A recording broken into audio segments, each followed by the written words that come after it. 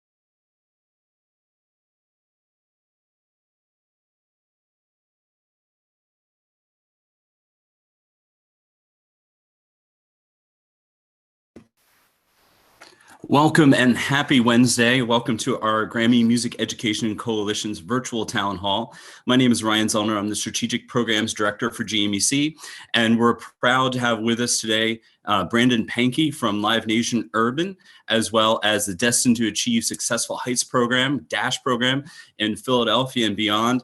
I've been able to work with them for a little over a year now, and they've been doing amazing work in the public school system, and I honestly couldn't say enough about how great the program is. And what they focus on is really engaging students in the system, in the school system, with music production, business, technology, really understanding all those things around modern music. So I reached out to Brandon to gather a couple of students from the program to help share their experiences with what they've been going through during quarantine, how they've been experiencing learning music virtually in this space, and just the overall greatness that they're going through with the program. So Brandon, I'm going to ask you to take it away and we'll get started and we'll let the students introduce themselves. Absolutely. Thank you so much, Ryan. I'm excited to be here. Again, as Ryan stated, my name is Brandon Pankey, and I'm the Executive Director of the Destined to Achieve Successful Heights program. And we teach students about the business of entertainment. We have a lot of young people that want to be, the actual entertainers on camera, but there are so many opportunities behind the scenes in this industry, from songwriting and production to becoming a manager, being in marketing, being an entertainment attorney, that I think, it's helpful for them to understand these critical roles that you can apply being a marketer in music and apply that to other industries. And so that's why we think our program is significant. Today, we have two of, I would really say two of our prize students here. And so what I'll do is, just before we start all the questions, I want them to introduce themselves. And Brian, I'll start with you. Brian, if you can give your full name, the grade you're in, and the school you're in, and just what your interest in music is. Hi, my name is Brian Fleming. I am in 11th grade, going to 12th grade, and I go to Franklin Learning Center. My interest in music is like the way it feels, like the way you can connect to it. It's like a story. It's like, it's better to sing about it than to talk about it. It's better it feels much better to let it go, because it's so hard for people to talk about things, but it's easier for them to write it down because it's just there, and to sing about it is better than to talk about it. So that's one of my main interests. Absolutely. Thank you, Brian. Saltar. Hello, my name is Letarte. I graduated from Furnace High School like a couple of days ago. Yeah, and I like to produce music mainly because sometimes it calms me down. Sometimes writing songs like really calms me down more than anything. So that's how I get into music. That's great. So Saltar, you talk about songs calming you down. On a typical day, tell me how you participate in music in and out of school. In and out. In school, I have music class every day, so that's like an hour and a half. And out of school, I will usually just play around with music for like 2 or 3 hours. Got it. Bryant, how about you? How do you participate in music in and out of school? I participate in music, like Saul said, an hour a day. But then when I come home, it's like every hour. And because it makes me feel good, like it makes me release things. So I do it clockwork.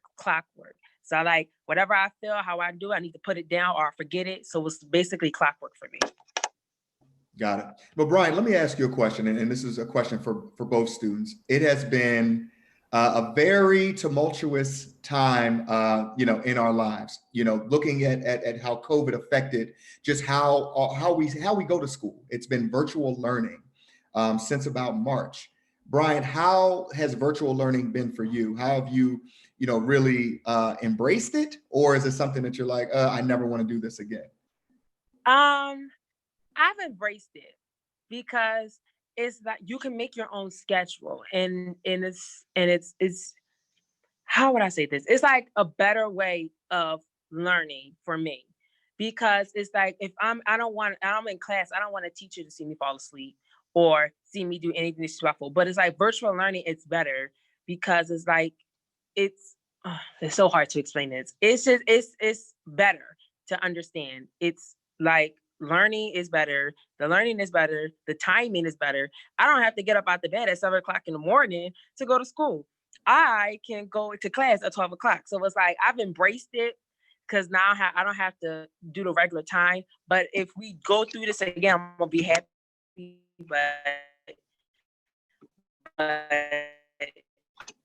Brian, but I like Brian, we're having a little bit of technical difficulties. Perfect. That's better. Can you hear us? yes, I can hear you. Okay. Did you want to repeat your last part?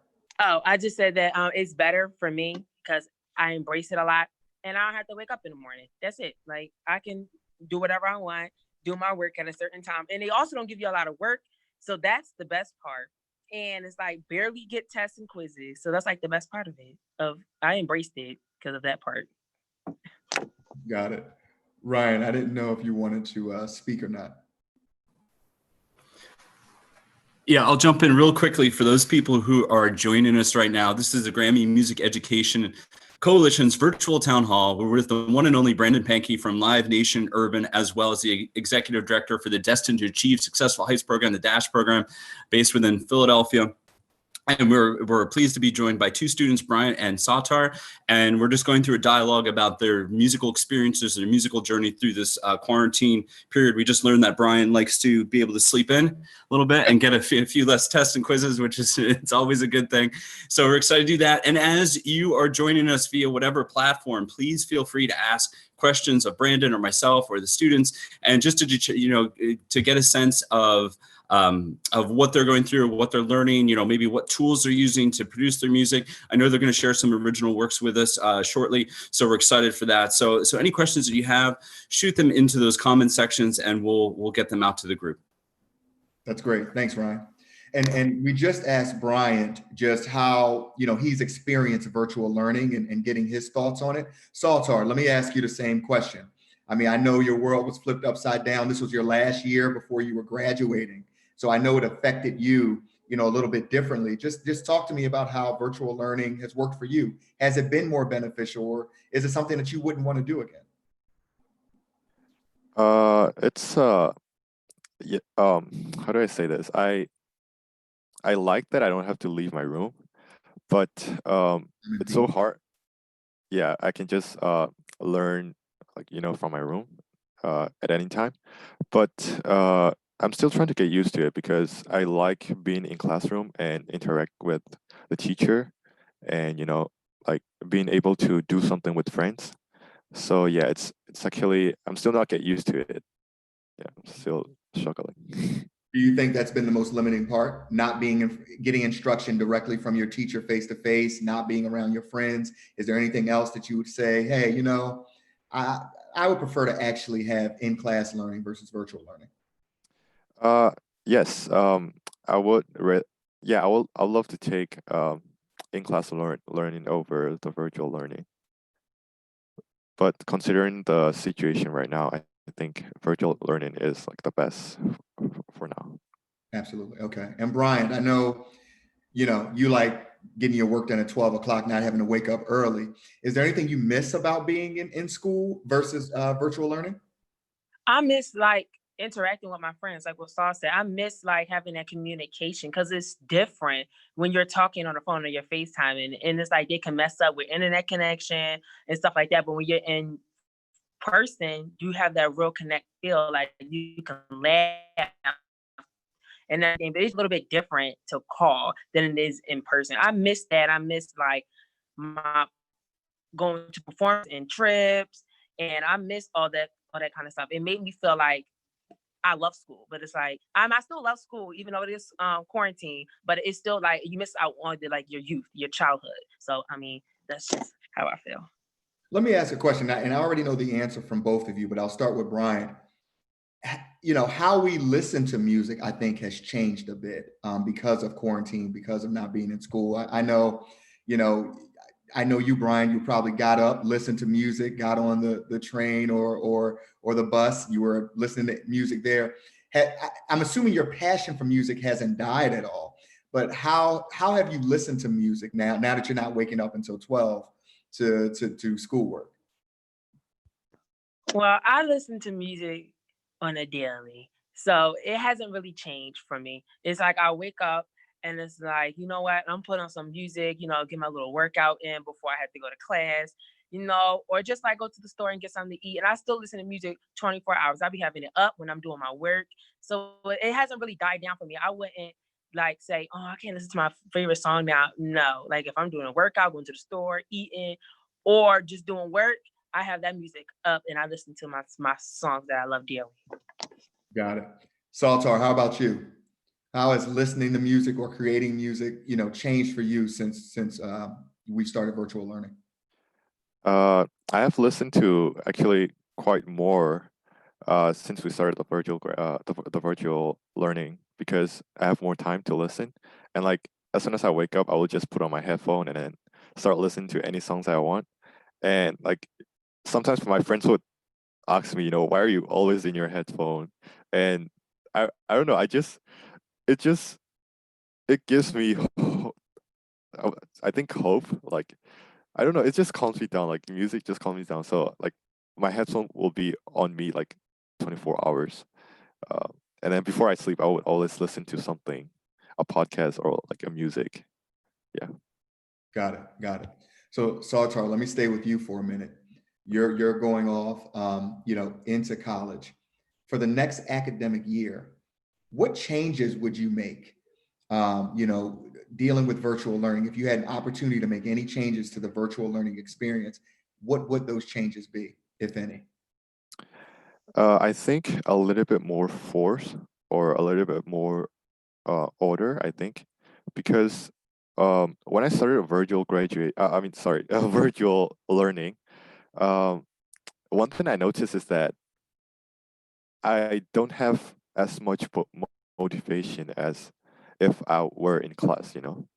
And I know that because like learning in my room is actually too much distraction. There are too much distraction for me, and like I wouldn't be able to focus on what I am learning, from my laptop because like out of a sudden my phone can just ring and I would shift my focus to my phone or something will pop out on my laptop screen and my focus just shift to that.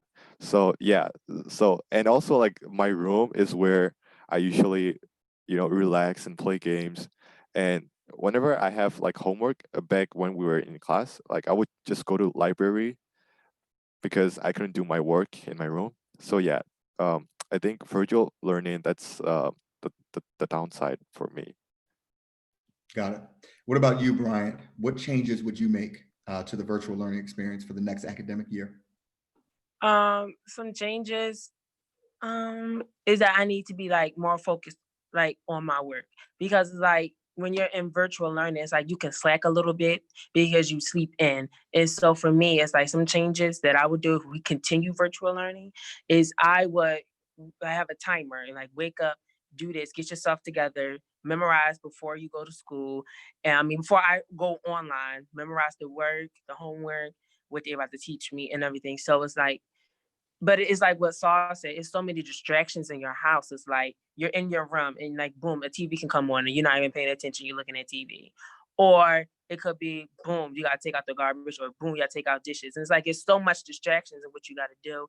It takes the feeling of school out. But I'm gonna try to like put myself in a place like, you're in school, but you're just at home. You're in school, but you're just at home. So that's what I do. Sometimes I use notebooks to act like I'm in school. So it acts like I take notes and everything. So I feel like I'm actually back in school. So the common thread that I'm hearing from both of you is less motivated since virtual learning, but you've both been motivated to continue in your passion for music, correct? Correct. Correct. So let me ask, and this may be a softball, easy question.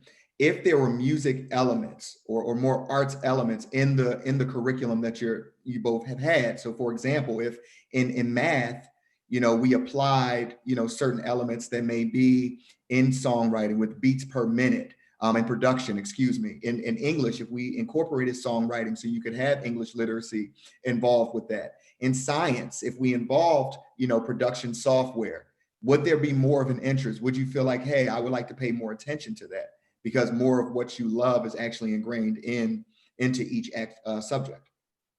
Yes, I would. That'll make me feel more of attention, because it's like, it's something that I've always wanted to do. It's something that that's my goal. That's on my dream board. So it'll make me feel more like I'm a part of it instead of like I'm not. Saltar? Yeah, 100%. I think I'll be more interested in STEM program if music is also like cooperating with those programs. Got it. Understood. So let me ask, I mean, because there may be an opportunity where virtual learning continues, just yes or no, if you had a choice, would it be virtual learning or in-class learning? And I'll start with you, Saltar. I'll say in-class learning. Okay. Bryant, you had to get up early. Let me find out. In-class learning. Really? So waking up at 7 a.m. isn't that bad. Okay. It isn't that bad, yeah. Okay. So let's take a minute because I think, what's important is that you both have such a strong passion for music. And before we go on with the interview, I want to give an opportunity for both of you to share a piece of work that you both have worked on.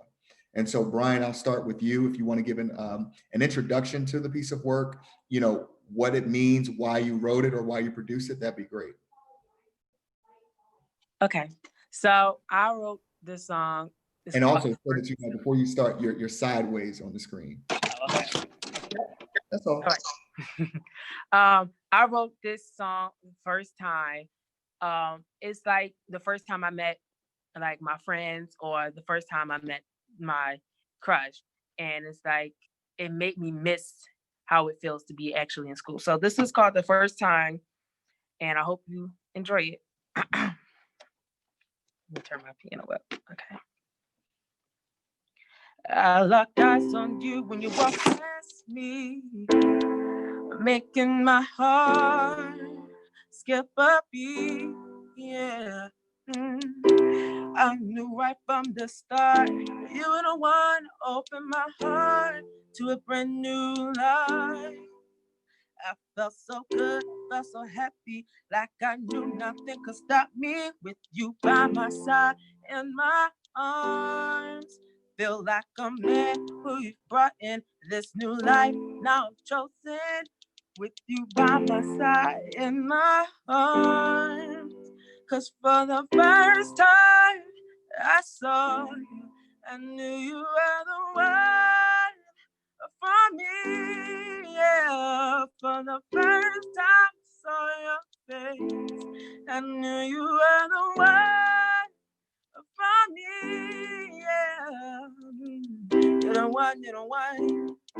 You're the one, you're the one, oh, you're the one, you're the one. Yeah, you're the one, you're the one, oh, you're the one, you're the one. You're the one, you're the one, yeah, you're the one, oh, oh, oh. That was amazing, man. That was amazing. The next record label panel I'm a part of, I'm gonna bring this up. That was awesome. Thank you so much, man. Seriously. Thank you. That was amazing. Saltar, can you please give an intro to the work that you're going to do as well, please? Yes, sir. So this music, so what I did was last night I was listening to something, and then this song came into my mind, and it's called "Christmas Time Is Here," and uh, I was like, you know what, I want to do a remix of this. So yeah, I did it last night. Even though it's like 190 days until Christmas, I just yeah, I want to do this. So yeah.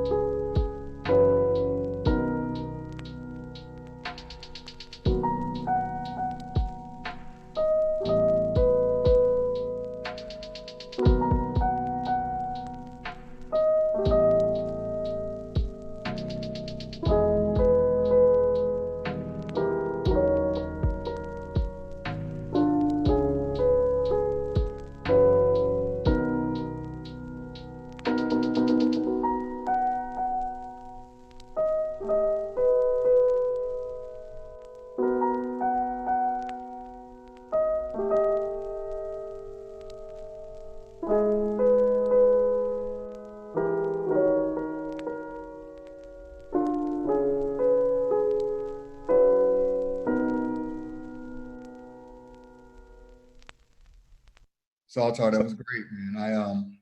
I wanted some hot chocolate, wanted a fireplace to relax. That was fantastic. So thank you. Let me start with you, Saltar. I mean, what is that creative process? What makes you say, you know what, I want to remix? It's Christmas time. Like, what's the creative process and the thoughts that goes into you, developing ideas or creating new music? Can you repeat that again? I Yeah. lagged out. What's your creative process? Like, what from you wanted to create a remix for It's Christmas Time. Like, what's that thought process for that, or any idea that you have that this is what I want to do, this is the song that I want to create, or this is the production I want to create? What's that process for you?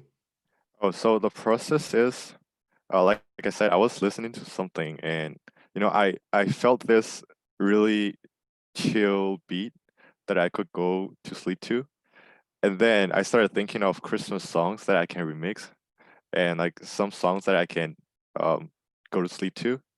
And then this song came into my mind. And the first time it came into my mind, I didn't know the topic, so I have to call someone and then ask them what the title of the song is. And they don't know either, so they have to call someone else. And then yeah, that was the process, the starting process.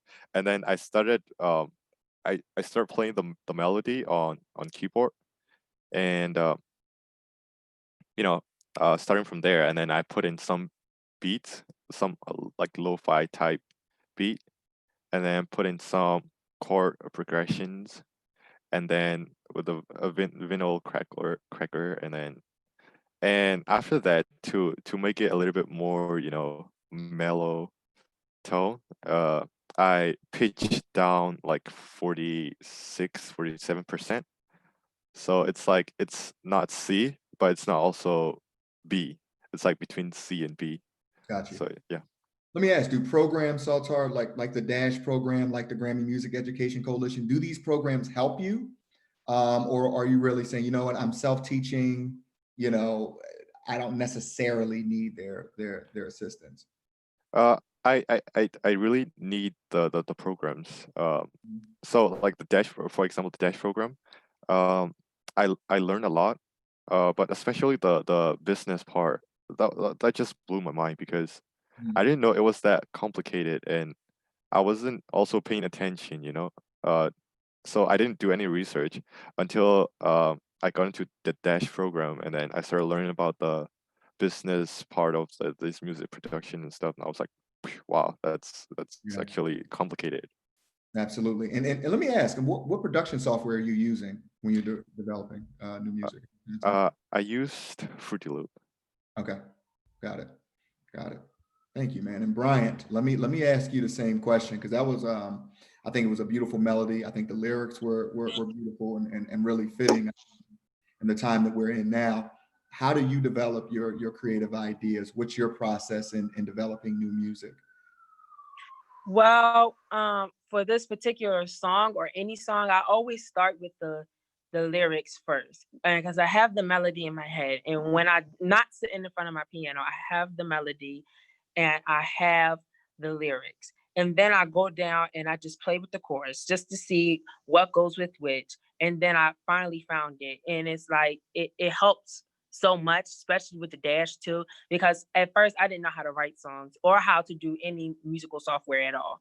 I didn't know nothing about Logic, Soundtrack, GarageBand. I know nothing about that until I finally learned about it in Dash and the business too. Because I just thought that, hey, I'm about to make all this money, but it's like you have to like really research. Like you gotta get into deep research about everything that you do in life at all times. So when I was reading and watching and listening in the Dash, I was like, I finally found what I want to do.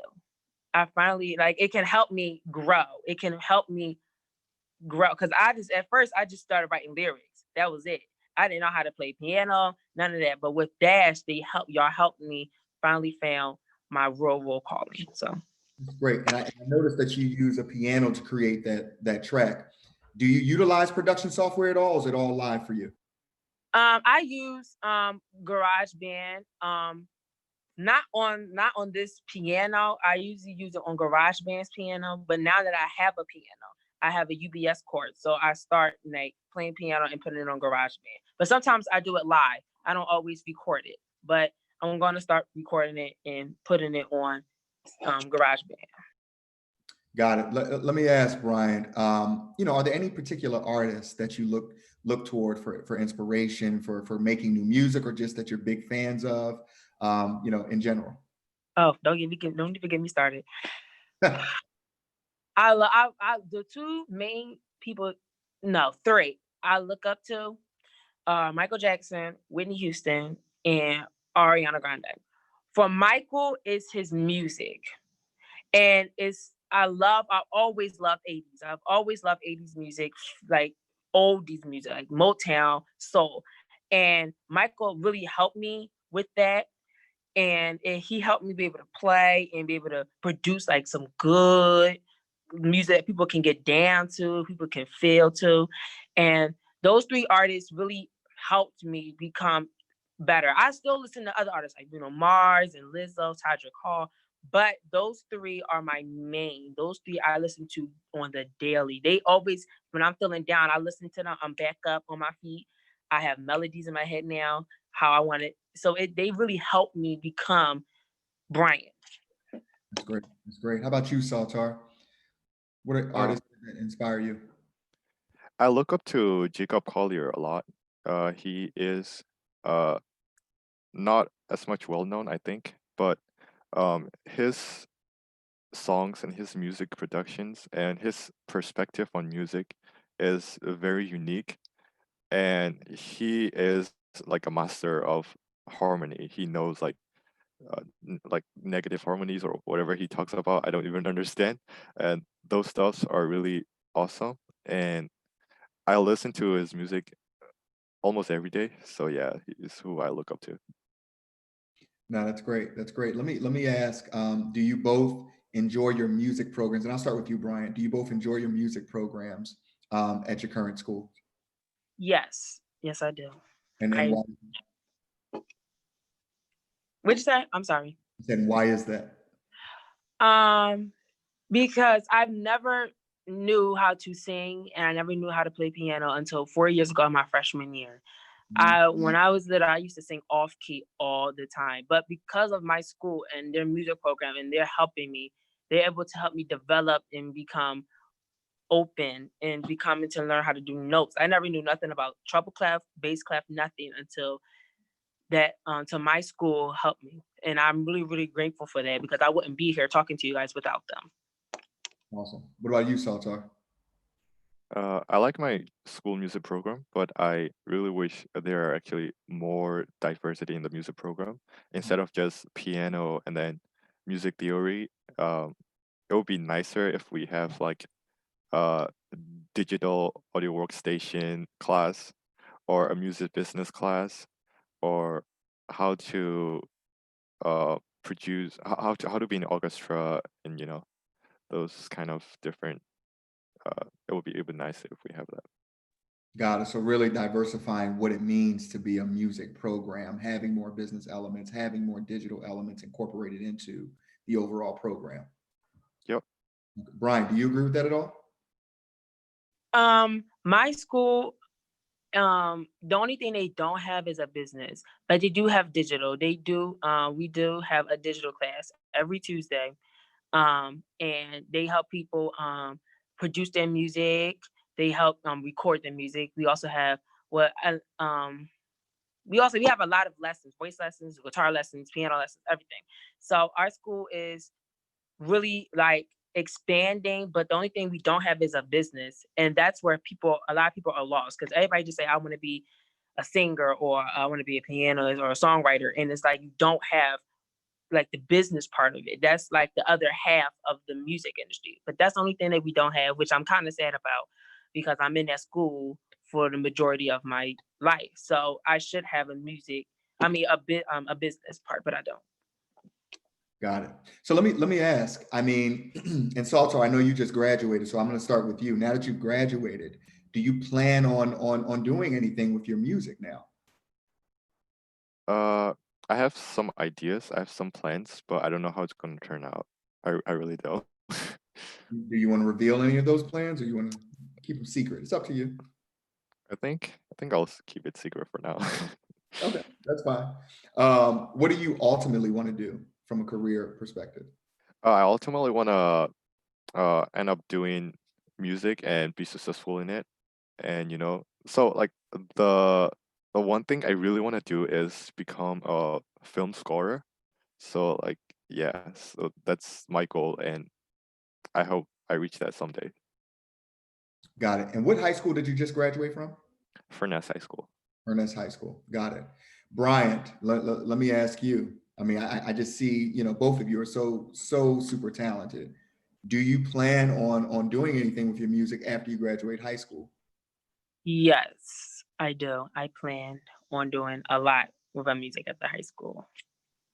Okay. In what ways? Is that just writing? Is that singing? Is that on the business side? I do. I'm going to do everything. I'm going to do business, songwriting, and singing. But my main focus is really singing because that's my strong suit. My dream has always been to be on Broadway, basically. So I've always wanted to do Broadway. But if that doesn't work, I do have a backup plan. I do plan on moving to either Atlanta, Georgia, or Los Angeles to pursue writing and music. Mhm. But I really want to do Broadway because that's my main goal. Because I feel like that's like a good start off for me. Because as like I listen to musical theater music too and put that into my music, and it has a different kind of feel to it sometimes.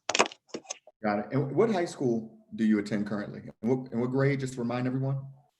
Franklin Learning Center, and I just moved out to the 12th grade. Congrats.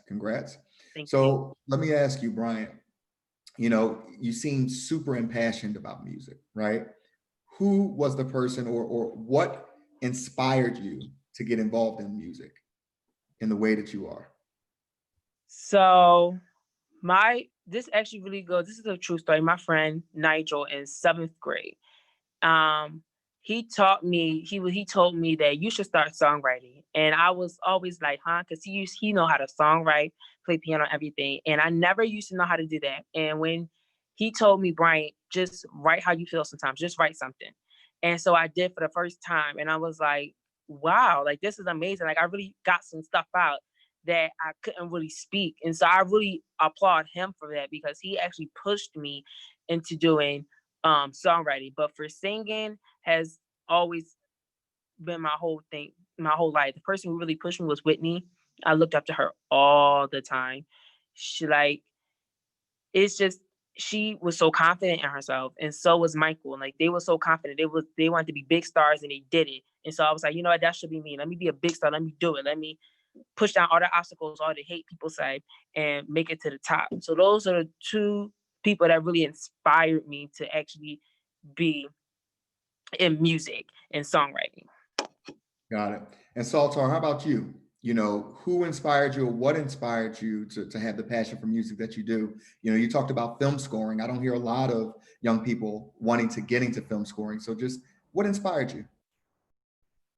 What inspired me is I will so it's like I came from Burma, which is a South Asia country, and whenever I listen to their film scorings, I you know I disappointed because they are not well made and they're not well performed. So that's a partial motivation that makes me want to become a film scorer. Got it. Okay. So let me ask this. We just got a question. What advice or message, and I'll start with you, Saltar. What advice or message would you give to music teachers that just graduated college and are starting out their careers as music teachers in a school? Hmm. Um, is it okay, I think I'll say instead of just teaching the traditional music theory, I guess a teacher can put in some interesting topics uh, such as tuning key with 440 frequency or 432 frequency, something like that. And some interesting theories that student will find interesting. That'll be really interesting, I guess. Got it. Brian, what about you? What advice or message would you give to music teachers that just graduated college and they're starting out their careers as music teachers in school? I would tell them to start with like younger kids, especially around the ages of probably middle school and high school, as I would, because they are the most fragile in the growing up process, and they are confused about who they want to be and what they want to do. And if they have music, there's no one to teach them. So I think that they should start in middle and high school so that kids can have a possibility of saying, I had did this in middle school and now I can advance in high school, because some students don't have that. They just start in high school and then they get lost when they go to college. So I think start with the younger ones and let them process it and let them advance to it. So in high school, they can be like, okay, I did this and now I'm advanced to this and I can do more of this and more of that. I would say start with the little ones. Got it. So, I mean, would you recommend that we start the music business elements, those technological elements, all in the middle school? Is elementary school too young, in your opinion?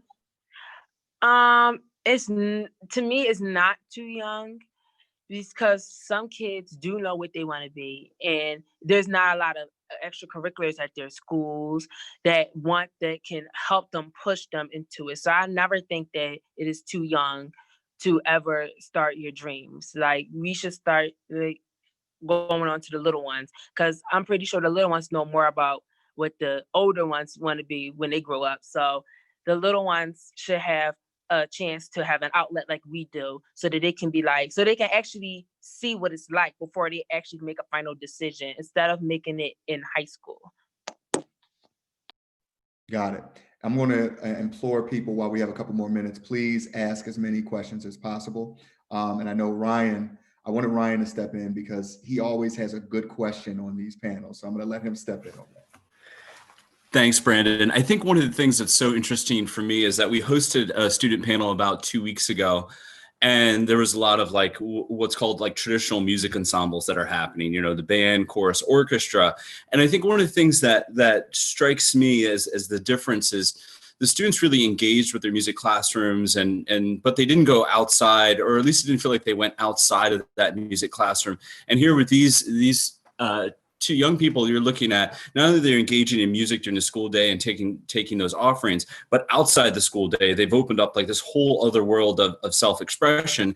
And for a lot of people that are involved in music, that's like a mystery, right? It's like, oh, I'm going to sit down and write a song. We're used to recreating songs, but I'm going to sit down and express myself. And I think that creative process is something that everybody is looking toward at this point, of saying, what can we do now to express what's going on? How can we get it out there?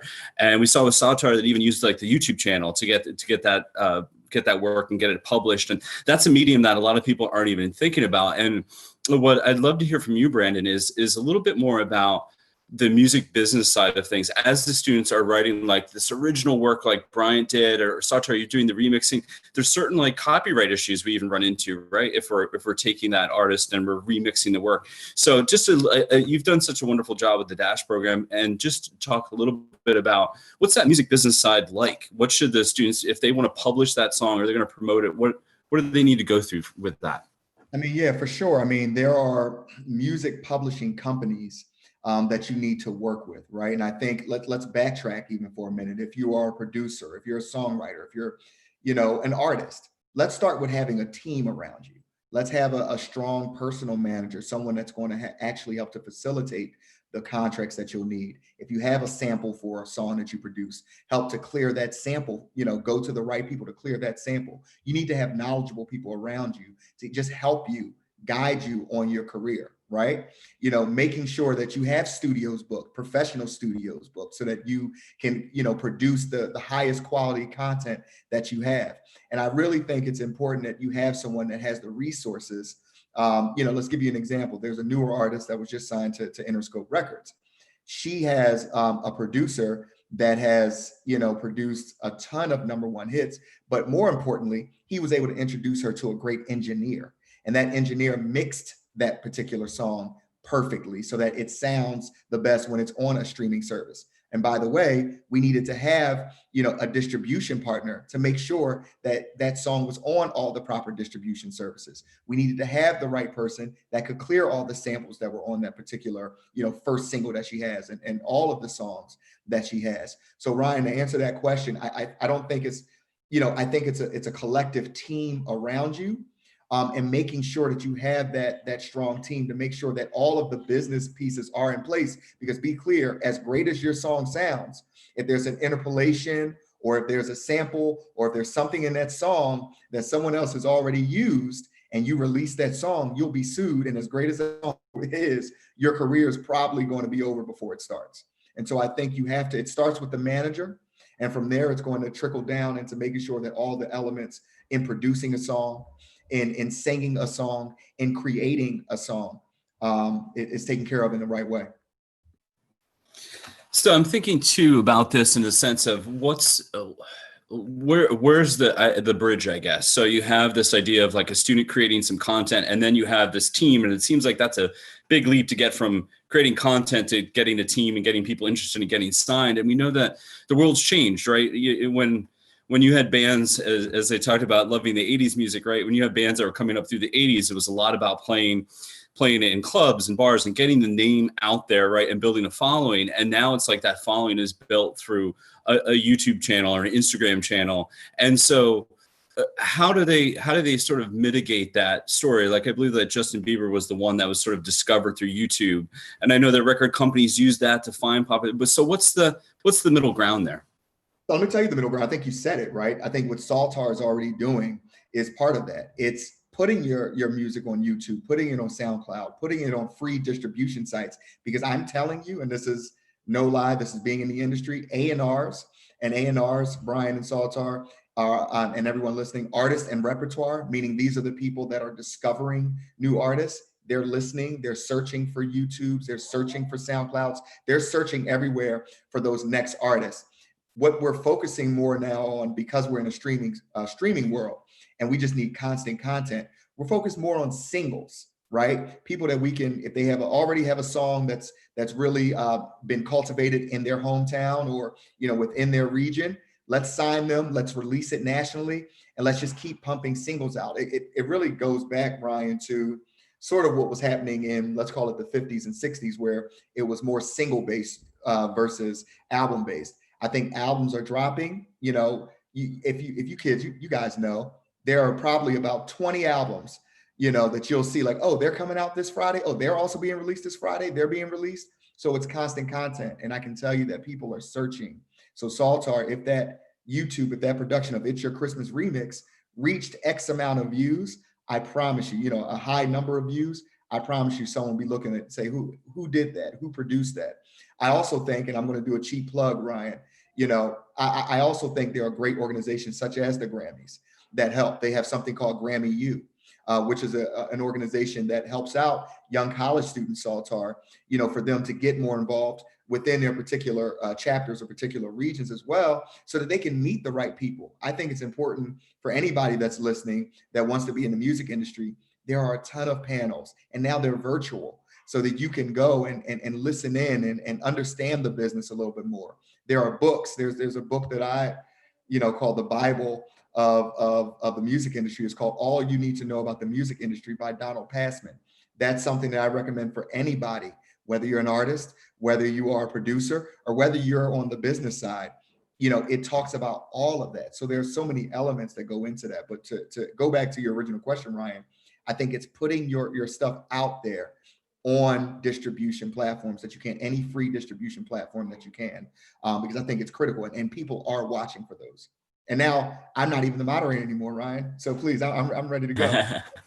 Yeah, I could honestly just ask you questions about the music business, because one of the things that always comes up is we think of music traditionally and the idea of like, you're a music teacher or you're a music performer.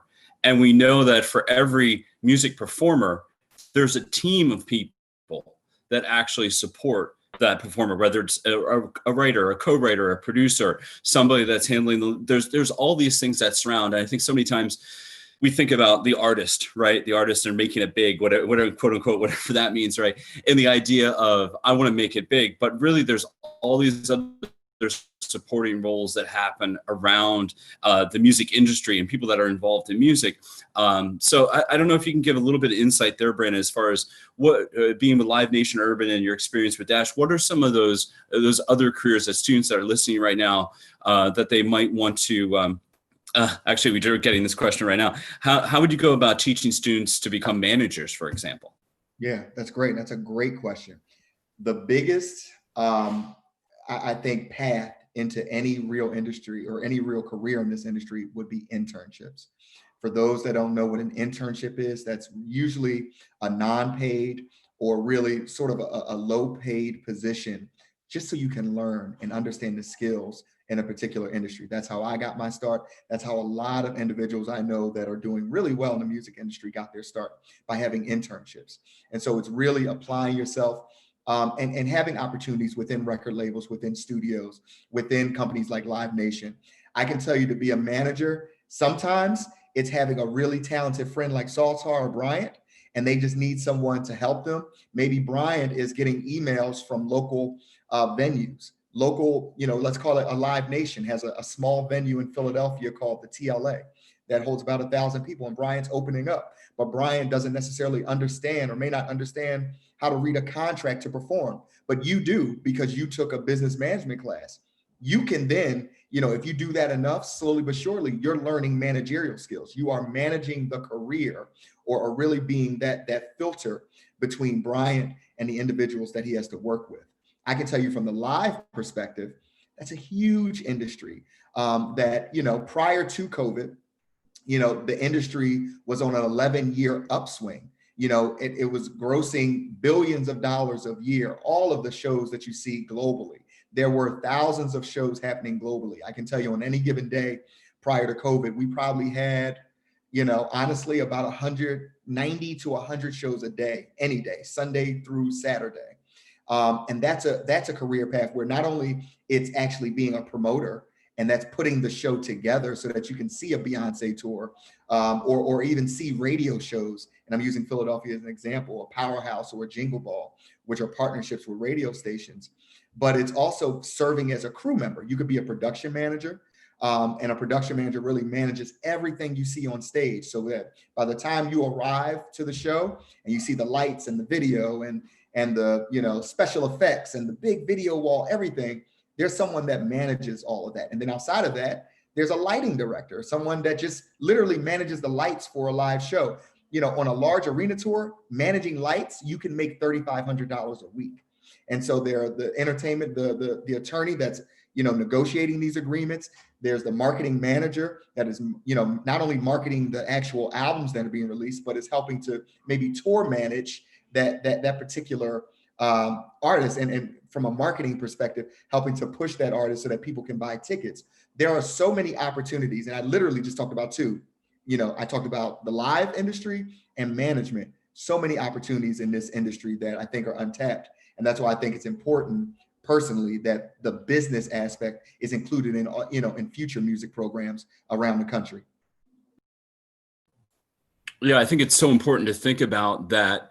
You're looking at all these other skills that take place and are important. At the same time, it's kind of important to build up your own musicianship so you can converse with all these people and understand really what's going on within this. So if you had to give, I'm going to follow up with this question. Sorry. How from Courtney Powers, a teacher in Philadelphia. How do I, as a teacher, help my students find internships? That's a great question. So I think you start locally, and where is she based? Did you say, Ryan? I'm sorry. Where Courtney was based? She's in your neighborhood. She's in Philadelphia. I think so. One, the Grammys, they are a great resource, right? There's a local chapter in every major market. If you reached out to them, they have resources on their Rolodex for different opportunities. A lot of it, and I'll be honest, and there are teachers that I've worked with, it was researching different jobs. I can tell you, Courtney, if Ryan provided my email, I could also speak to you offline about different opportunities. But there's always an opportunity. There's a Live Nation office in every major city. There are studios in every major city. Here in Philadelphia, it's Milk Boy Studios, which is the largest. They're always looking for internships. Part of the problem, I think, particularly with high school students, is that some internships only accept college students with college credits. So a workaround are shadow days, where you bring your students in and they're just shadowing, a higher up or one of the executives at one of these organizations, so that they can just learn, what a day in the life is. I think even that is critical. What we've done as a part of Dash is, we've done field trips to record labels in New York. And taken them to different labels, and then took them to music publishing companies as well, so that everything that we're teaching in the classroom, they can understand it in real world practice. So Courtney, if Ryan gave you somehow we could connect, I will give you some information offline as well. We can certainly make that happen, Brandon. And so I'm gonna start wrapping up here, and I'm gonna do sort of let the students interview you a little bit, and you interview the students. But what I'm thinking, Brandon, is as being in the music business, what one piece of advice would you give to Satar and would you give to Bryant? And then for Satar and for Bryant, what one piece of advice would you give for students that are thinking, there's going to be people watching this video looking at the song you wrote, Bryant, and going, I can't do that. There's no way I can be that good. So what one piece of advice would you give to those people that are thinking about writing music or starting music or doing something with music? What one piece of advice would you give? And then Brandon, what one piece of advice would you give to the students? Let's start with Bryant. Let's start with you. Let's start with you and Satar, and then I'll end it. Well, one advice I would give is to just do it. You'll eventually get it. You'll eventually, it's hard. It was hard for me at first to be like, oh my God, I can't play. But don't doubt yourself, because you know that you can do it. You just need a little push. It's like, I learned how to play piano from a source called Little Kids Rock. and I use that source to know how to play piano, or I just looked it up. You have a whole like phone. You can look it up, look up chords, write them down, memorize them, figure them out. And then when you finally found like a song, you're like, okay, let's play with it, let's play around with it. You'll eventually get it. Don't doubt yourself, because you are more greater than you think you are. If you keep pushing yourself and you keep doing what you love, you're going to eventually get there. I've always doubted myself, but then I had friends and family telling me, you can do it. You can do it. You have what it takes. So don't doubt yourself. You will make it. Yeah, it's going to be hard, but you will make it. I can promise you that. Saltar? Yes. So one advice that I want to give is try to know what your gift is. So for example, for me, uh I'm not as gifted when it comes to like songwriting or singing, but I realized that I know I could make some interesting beat, or I could make some really unique beat that I can express myself. So that's something I think we have to figure it out ourselves, which is our pros and which part of the music we are really good at. So that's one thing I would like to give advice. And the other thing is, oh my God, I just forgot. Oh, practice. I think practice is like 70% and 30% is give. So I believe that practice will get you to where you are. No, that's both of you. That was great advice from both of you. And I would say for anyone that's really wanting to get into the music industry, for me, I'm about to date myself ridiculously. No one's probably going to get this reference either, but I'm going to say it. There's a movie called The Little Giants in the early 90s. And one of the kids that were playing said, football is 80% mental and 40% physical. I'll say the music industry is 80% relationships and 100% work. And I think that you have to maintain relationships. That's in any industry, whether you stick with music or go into healthcare or go into any industry. It's relationships. It's about maintaining relationships, building relationships, sustaining relationships. And so I think it's super important that you do that. And then it's all about the hard work that you put in. If you don't put in the work, it doesn't matter how great of a person you are. It doesn't matter, who you are. You're not going to be respected in this industry because of the amount of work, the amount of hours that you have to put in to really build a level of success. And then I'm also going to say passion, because of those amount of hours that you have to put in. Don't go into this career or go into this industry chasing money, because if you chase money, you're going to end up, dying off quickly in this industry. The passion, let the passion fuel you. If you have passion, everything else will come to you. I promise you. I started off interning.